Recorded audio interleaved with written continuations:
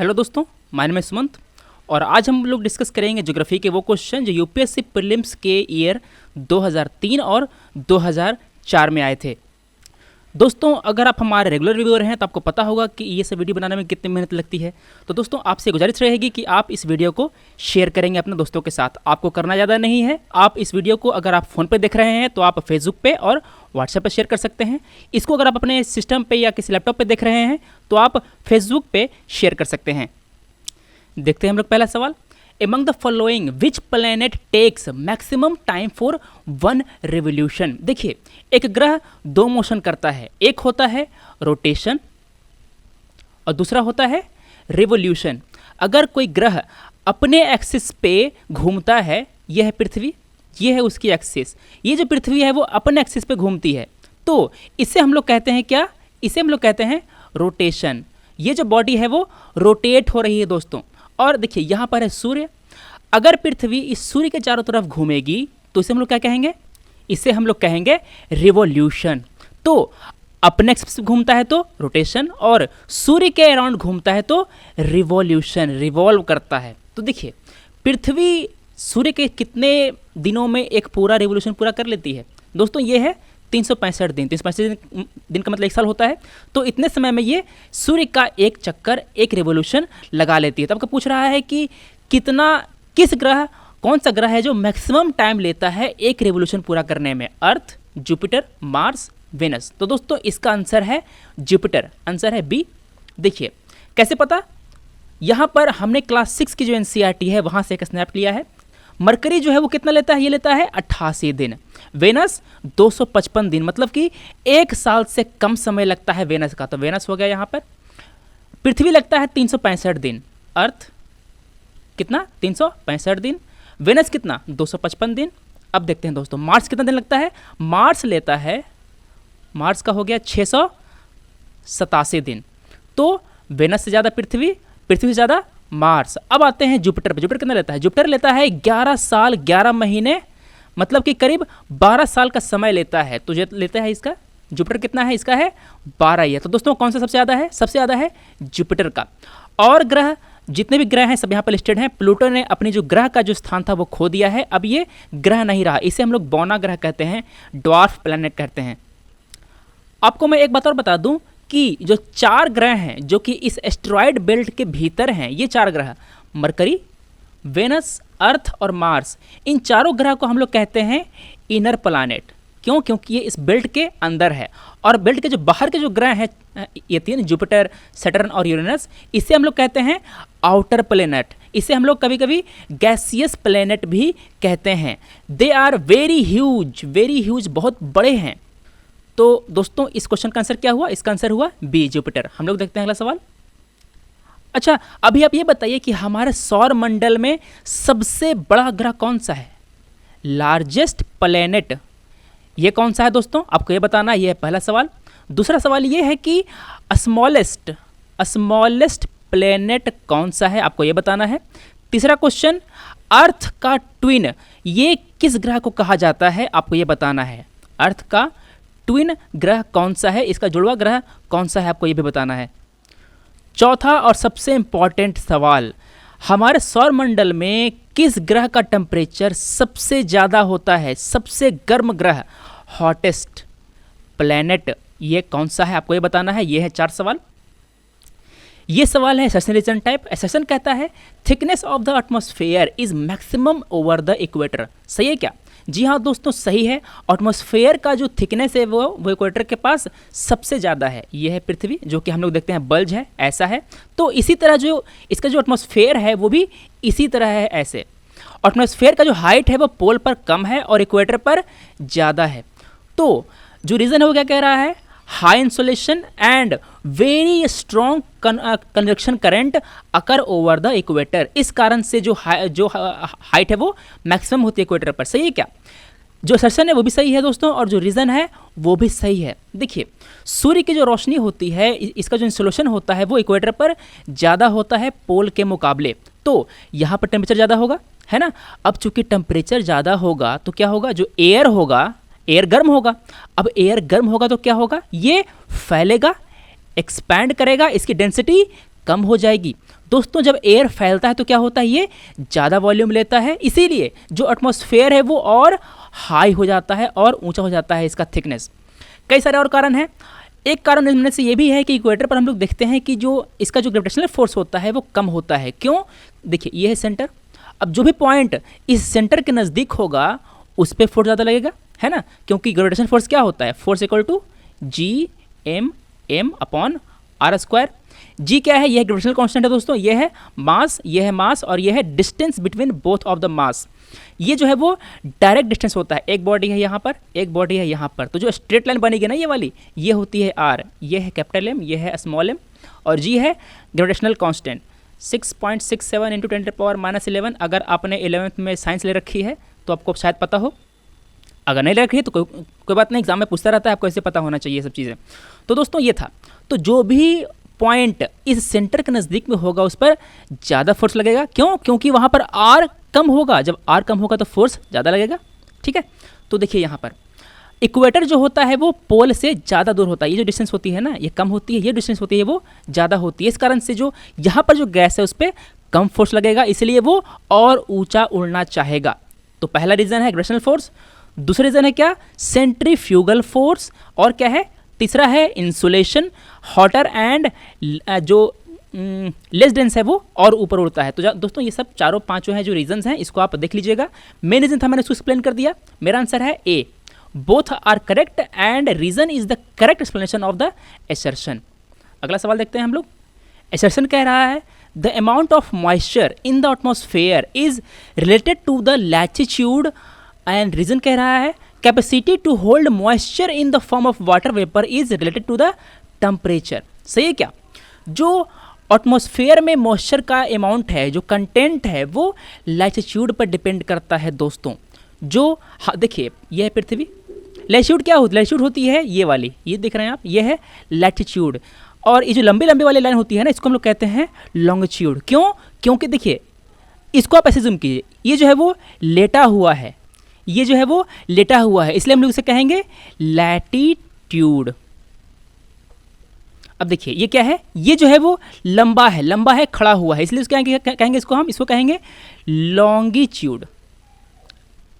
लंबा है इसलिए लॉन्गिट्यूड, लेटा हुआ इसलिए लैटिट्यूड। तो देखिए दोस्तों ये जो मॉइस्चर है वो लैटिट्यूड के साथ घटती बढ़ती रहती है। इक्वेटर पे क्या होता है, इक्वेटर पे जो इंसुलेशन होता है वो ज़्यादा आता है, सूर्य से ज़्यादा रोशनी आती है, ज़्यादा गर्मी होती है यहाँ पर, इसीलिए जो एयर की जो इसकी जो ह्यूमिडिटी होती है वो ज़्यादा होती है। क्यों? क्योंकि इसकी जो मॉइस्चर कंटेनिंग कैपेसिटी होती है वो ज़्यादा होती है। जैसे जैसे एयर का टेम्परेचर बढ़ेगा वैसे वैसे उसको मॉइस्चर को कंटेन करने की जो कैपेसिटी है वो बढ़ेगी।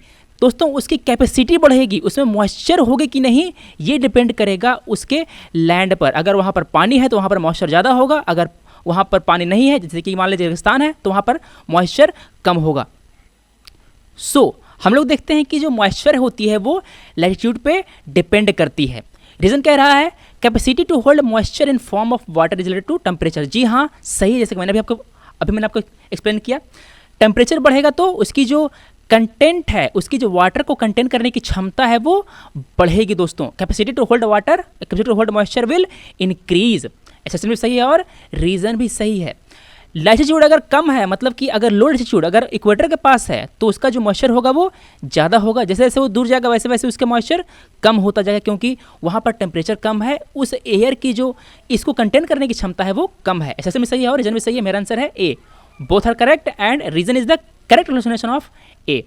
अगर आपको अपना फिजिकल ज्योग्राफी स्ट्रॉन्ग करना है तो आप जो 11th वाली एनसीईआरटी है, नई वाली एनसीईआरटी, क्या है नाम उसका, फिजिकल ज्योग्राफी है, इसको आप पढ़ डालिए। और अगर आपको इंडियन ज्योग्राफी मजबूत करनी है तो जो 11th वाली ज्योग्राफी है ना, ज्योग्राफी ऑफ इंडिया पतली वाली, उसको आप पढ़ डालिए। तो आपको 11th की और 12th की ये दोनों एनसीईआरटी आपको पहले करनी है, उसी के बाद आपको कोई हाई फाई बुक पढ़ना है। अगर आपका ज्योग्राफी ऑप्शनल है तो कोई बात नहीं, अगर आपका ऑप्शनल कोई और है ज्योग्राफी के अलावा तो आप पहले ये दोनों खत्म कीजिए, उसके बाद आपकी जो इच्छा हो वो पढ़िए। मैं सजेस्ट करूँगा कि आप ये दोनों पढ़िए, इसके बाद फिर जो गो चेंगलो की किताब आती है ना, GCL पीली पीली वाली, वो आप पढ़ लीजिए, वो काफ़ी अच्छी किताब है दोस्तों। इसका कम से कम इसका जो पार्ट 1 है ना वो काफ़ी ज़्यादा इंपॉर्टेंट है, उसको आप पढ़ लीजिए। अगला सवाल देखते हैं हम लोग। The waterfall Victoria is associated with the river what, Amazon, Missouri, Saint Lawrence या जाम्बेजी।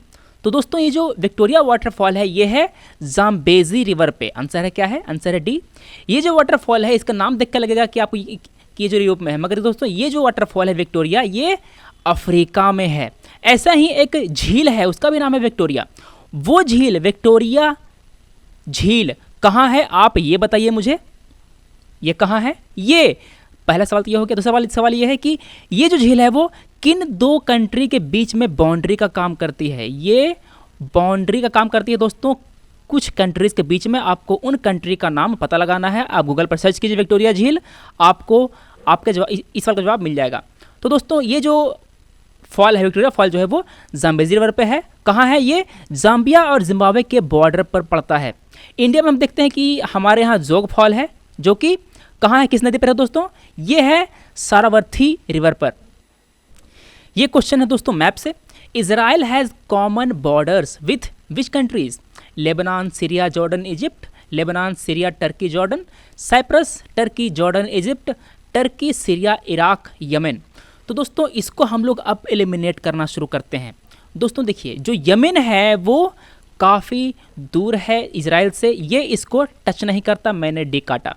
अब देखिए जो टर्की है ये भी नहीं है, मैंने इसको भी काटा।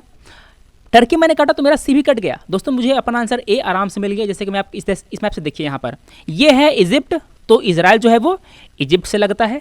ये है जॉर्डन, तो जो इजराइल है जो जॉर्डन से लगता है, इजिप्ट से भी लगता है। अब आते हैं सीरिया पे। देखिए यहाँ पर ये है सीरिया, ये सीरिया से भी टच करता है, तो यहाँ पर ये आ गया सीरिया।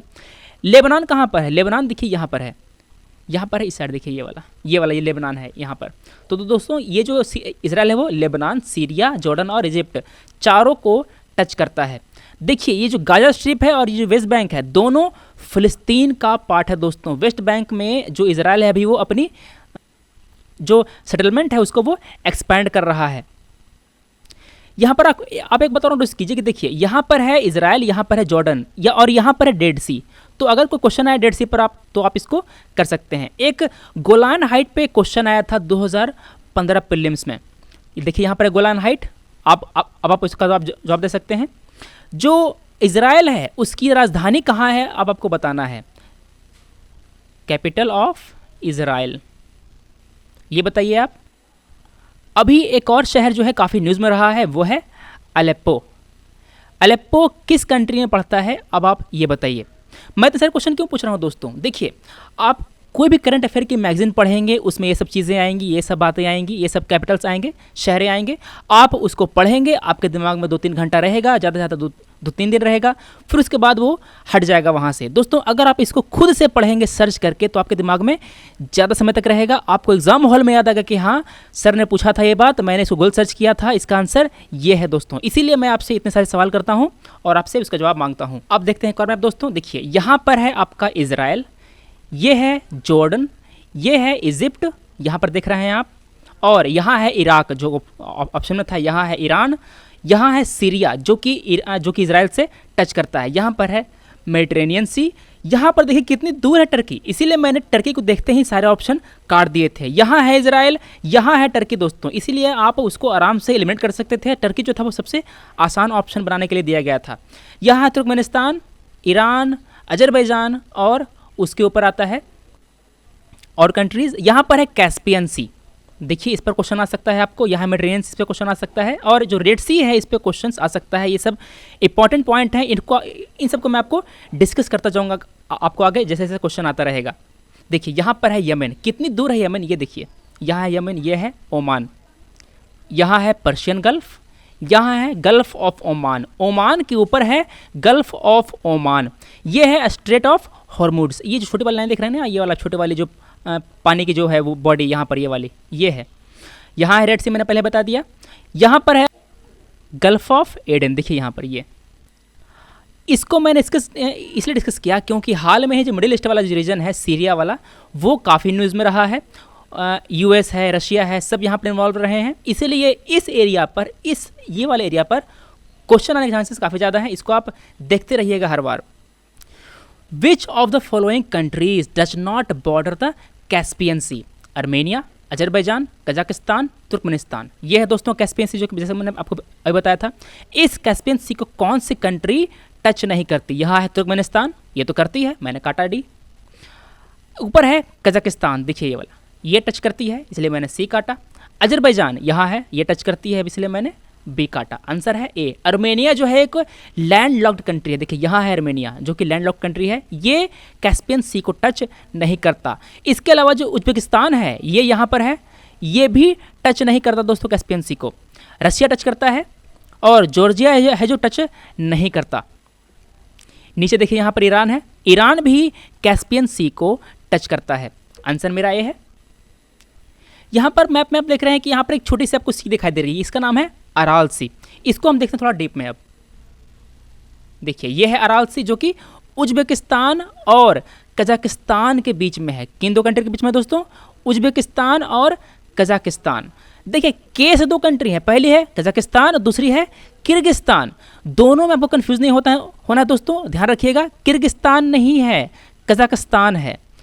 कज और उज ये दो कंट्री हैं, अराल सी। अगला सवाल है, the great Asian river Mekong does not run through China, Malaysia, Cambodia, Laos. क्या आंसर है दोस्तों? इसका आंसर है मलेशिया।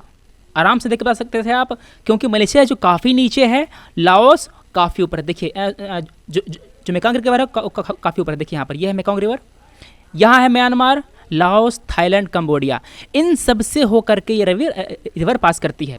चाइना में पास करती है, ये चाइना से आती है म्यांमार। देखिए यहाँ पर ये जो है वो म्यांमार और लाओस के बीच में बाउंड्री का काम करता है। उसके बाद ये लाओस और थाईलैंड के बीच में, ये है लाओस और ये है थाईलैंड, यहाँ पर वो बाउंड्री का काम करता है। This river forms the border between Myanmar and Laos and border between Laos and Thailand. उसके बाद ये कंबोडिया में जाता है, फिर वियतनाम में जाता है। वियतनाम में कहाँ दोस्तों? देखिए ये है वियतनाम, यहाँ पर वियतनाम में ही पास करता है। ये है वियतनाम पूरा यहाँ से यहाँ तक का, ये है साउथ चाइना सी। तो इसका आंसर हुआ मलेशिया, बी। जब मेकोंग रिवर की बात हो ही रही है तो 2015 में एक सवाल आया था मेकोंग गंगा कॉर्पोरेशन के बारे में, तो थोड़ा इसको देख लेते हैं। ये जो कॉर्पोरेशन है वो बनी थी 2000 में, इसके 6 मेंबर हैं। क्वेश्चन पूछा था कि कौन कौन सी कंट्री मेकोंग गंगा कॉर्पोरेशन का मेंबर है। तो दोस्तों इसमें 6 मेंबर हैं। इंडिया के अलावा जहाँ जहाँ मेकोंग रिवर पास करती है वो इसके मेंबर हैं। कौन कौन? Myanmar, Thailand, Laos, Cambodia, Vietnam. China नहीं है दोस्तों। चाइना जो मेकोंग है वो चाइना से होकर पास करती है, मगर चाइना इस कॉर्पोरेशन का हिस्सा नहीं है। कौन कौन है? India, Myanmar, Thailand, Laos, Cambodia, Vietnam. 5 ये हो गए प्लस एक हो गया इंडिया। देखिए यहाँ पर इस मैप में यहाँ पर म्यांमार और लाओस के बीच में बाउंड्री बना रहा है ये रिवर, और इधर थाईलैंड और लाओस के बीच में बाउंड्री बना रहा है ये रिवर। तो ये जो मेकोंग रिवर है वो 2 देश के बीच में बाउंड्री का काम करती है। कौन कौन? म्यांमार और लाओस और थाईलैंड और Laos. Which one of the following does not border Panama? Costa Rica, Pacific Ocean, Colombia, Venezuela. बताइए। ये है पनामा। इसके ऊपर देखें तो क्या है? इसके ऊपर है अटलांटिक, इसके नीचे है पैसिफिक। तो पैसिफिक तो आंसर होगा नहीं, इसको तो बॉर्डर कर रहा है। और वेनेजुएला, देखिए यहाँ पर है वेनेजुएला, यहाँ पर है कोलंबिया। वेनेजुएला यहाँ पर आके ख़त्म हो जाता है ये वाला ऐसे। तो जो पनामा ये जो देख रहे हैं आप यहाँ पर, ये वेनेजुएला को टच नहीं करता, इससे बॉर्डर नहीं करता। मेरा आंसर है डी। कोलंबिया से करता है, देखिए यहाँ पर ये जो है ना ये वाली, ये कोलंबिया से टच करता है। यहाँ पर ये देख रहे हैं आप ये वाली, ये कोलंबिया से बाउंड्री है पनामा की। कोलंबिया करता है, पैसिफिक करता है, कोस्टा रिका भी करता है।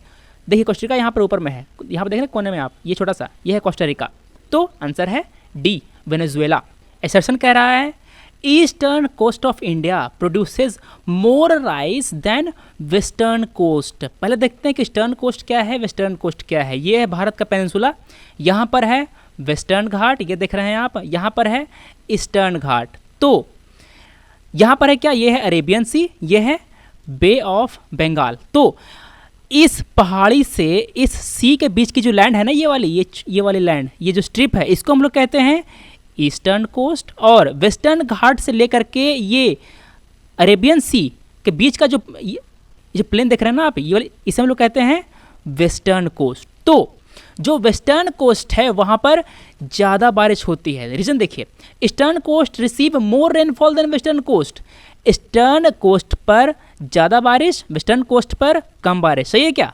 दोस्तों ये गलत है, रीज़न गलत है। जो वेस्टर्न कोस्ट है यहाँ पर रेनफॉल ज़्यादा होती है, यहाँ पर रेनफॉल कम होती है। देखिए ऐसे आता है साउथ वेस्ट मानसून, ये है साउथ वेस्ट मानसून, यहाँ से आया उड़ता उड़ता, और ये जो आप देख रहे हैं ना ये वाली वेस्टर्न घाट, यहाँ से जब टकराती है तो क्या होता है, यहाँ पर रेनफॉल हो जाता है। वेस्टर्न घाट के इस हिस्से में रेनफॉल होता है और ये वाला जो हिस्सा है ना, ये बन जाता है क्या, रेन शैडो रीजन।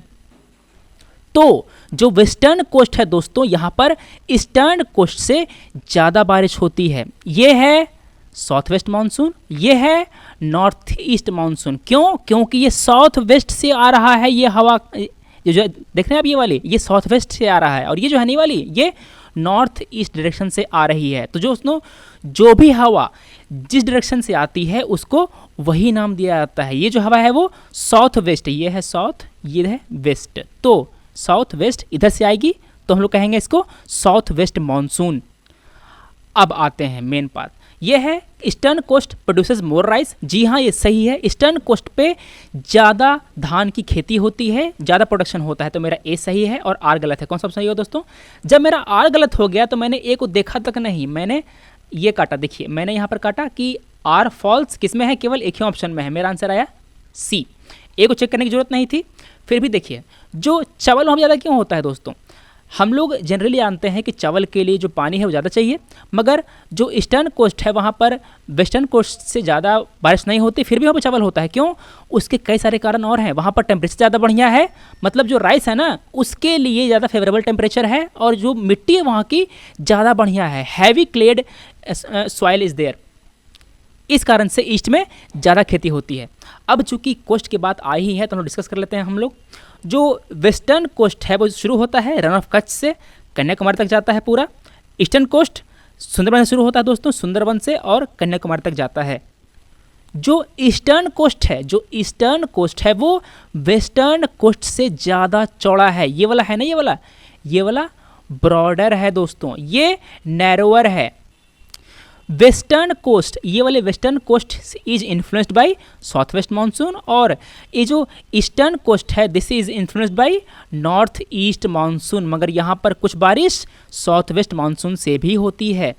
तो जो वेस्ट कोस्ट है यहाँ पर लगून्स और एस्चुअरीज कॉमन है, यहाँ पर ईस्ट में डेल्टा कॉमन है। आप देखते हैं कि जो सुंदरबन डेल्टा है वो है, गोदावरी का डेल्टा है, कावेरी का डेल्टा है, ये सब ज़्यादा डेल्टा है। जो वेस्ट फ्लोइंग रिवर है वो डेल्टा ना बनाने के लिए जानी जाती हैं। इस पर आगे क्वेश्चन है, मैं उसको भी डिस्कस करूंगा। जो वेस्टर्न कोस्ट है ये है सबमर्जिंग कोस्ट, ईस्टर्न कोस्ट है emerging coast. Western coast is less attacked by cyclone, eastern coast is more attacked by cyclone.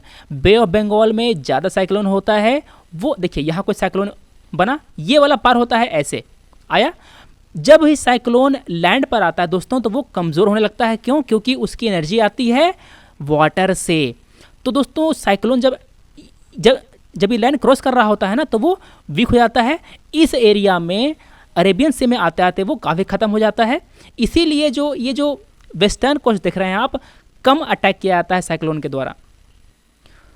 तो आप ये जो टेबल देख रहे हैं आप, इससे आपके काफ़ी सारे क्वेश्चन बन सकते हैं दोस्तों, इसको ध्यान रखिएगा।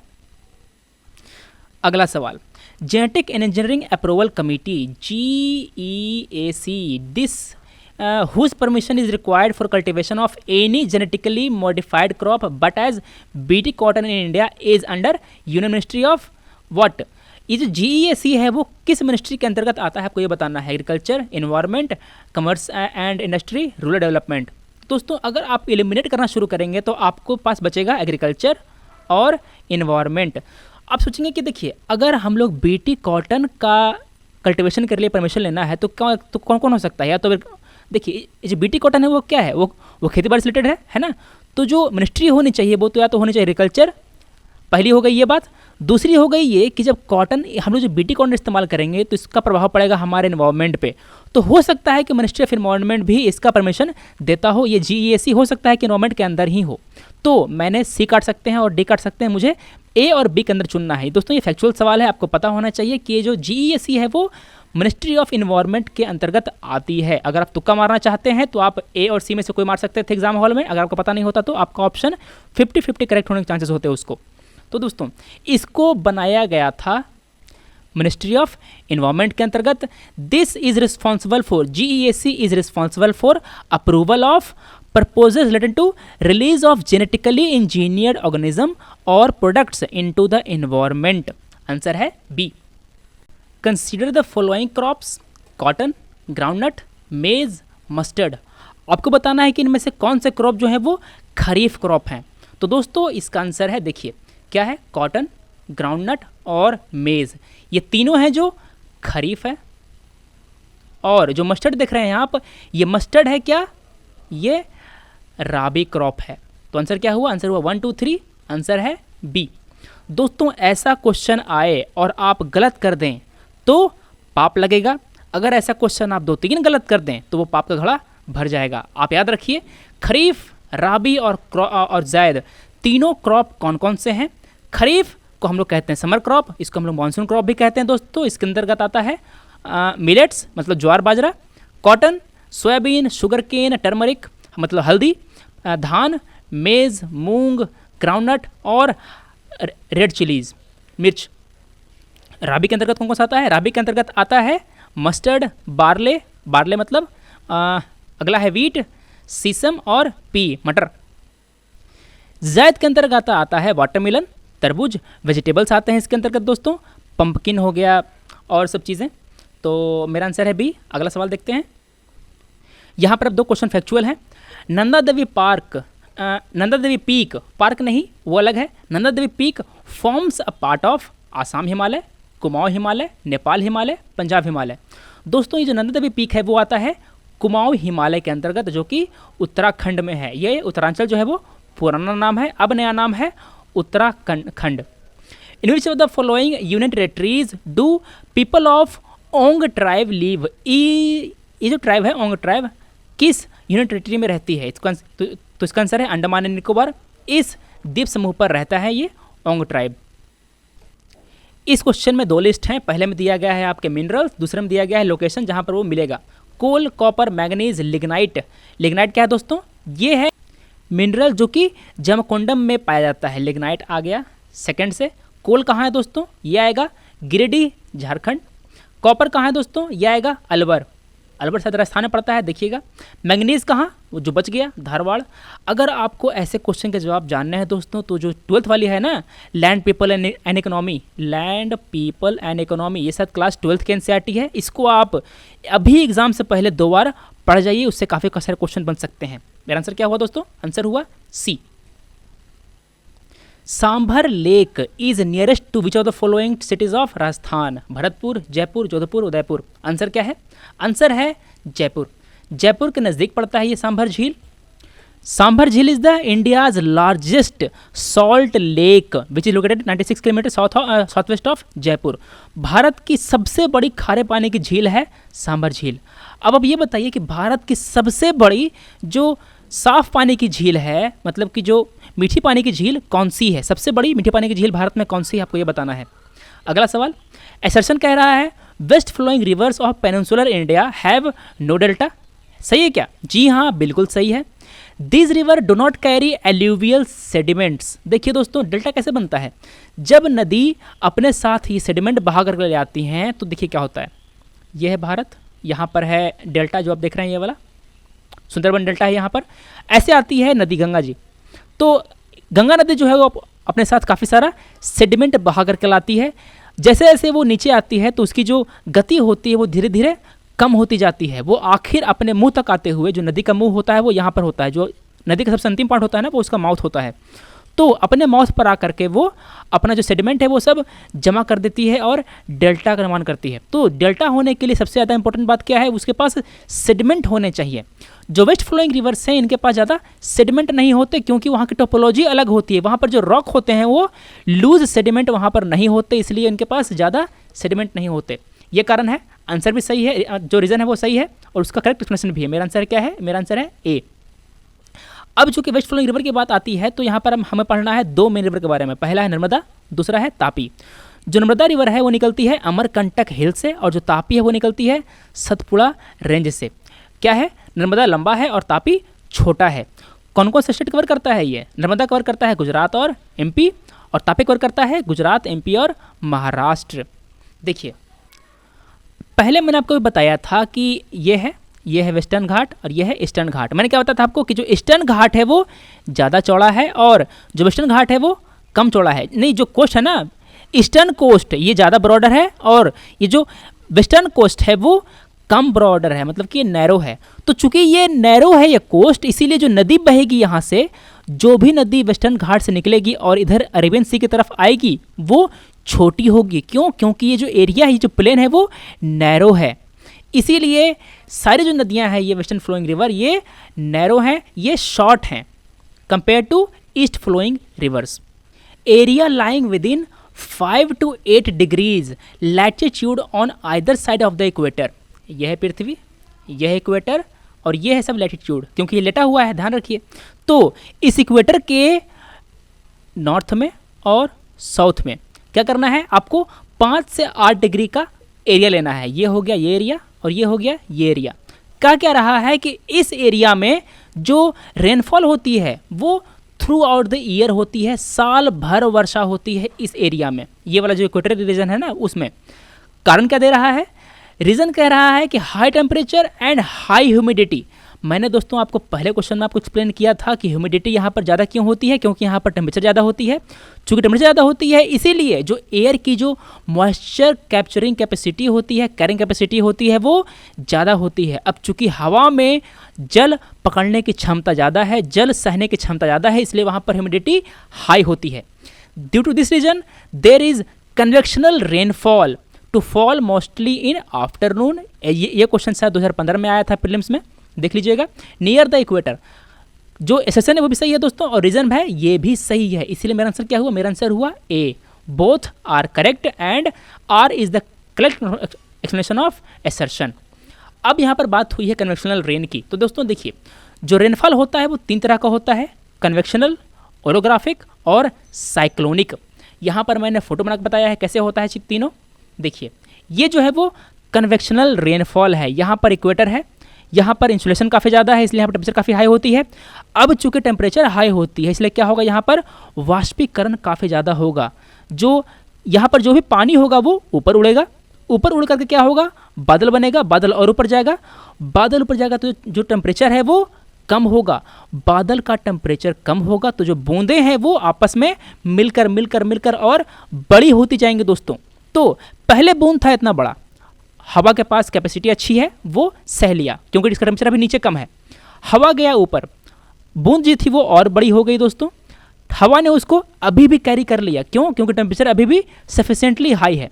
हवा गई और ऊपर, बूंद और बड़ी हो गई, हवा मगर ठंडी हो गई दोस्तों। और चूंकि हवा ठंडी हो गई तो इसकी जो कैरिंग कैपेसिटी है वो कम हो गई, कैपेसिटी कम हो गई, प्लस जो बूंद का जो साइज है वो बढ़ गया। अब क्या होगा, ये बूंद ऊपर से नीचे गिरनी शुरू होगी और हमें बारिश के रूप में दिखेगी। ये होता है दोस्तों कन्वेक्शनल रेनफॉल, जो कि इक्वेटोरियल रीजन में ज़्यादातर होता है। और जो फोटो है यहाँ पर है ओरोग्राफिक रेनफॉल का, ये जो है वो ह्यूमिड एयर यहाँ पर चढ़ेगी पहाड़ी पे और ठंडी होकर के वो यहाँ पर बारिश हो जाएगी, यहाँ पर पूरा बारिश होगा। यहाँ पर जो आप देख रहे हैं बोला रेन शेडो रीजन, ये आप इसको आप एज्यूम कर सकते हैं हमारा वेस्टर्न घाट। यही काम वहाँ पर होता है, जो ह्यूमिड एयर होता है साउथ वेस्ट मानसून का वो यहाँ पर चढ़ता है।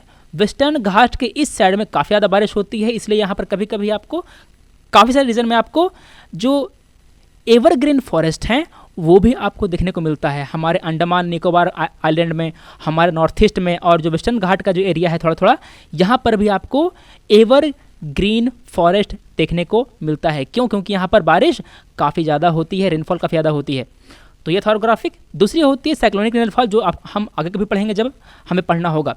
साइक्लोन हमें पढ़ने हैं 2 तरह के, ये एक होता है जो कि एक रीजन में आता है, दूसरा होता है फ्रंटल साइक्लोन। दोनों हम पढ़ेंगे दोस्तों, मगर आज के लिए इतना ही। हमने आज डिस्कस किया वो क्वेश्चन जो कि यूपीएससी 2003 और 2004 में आए थे।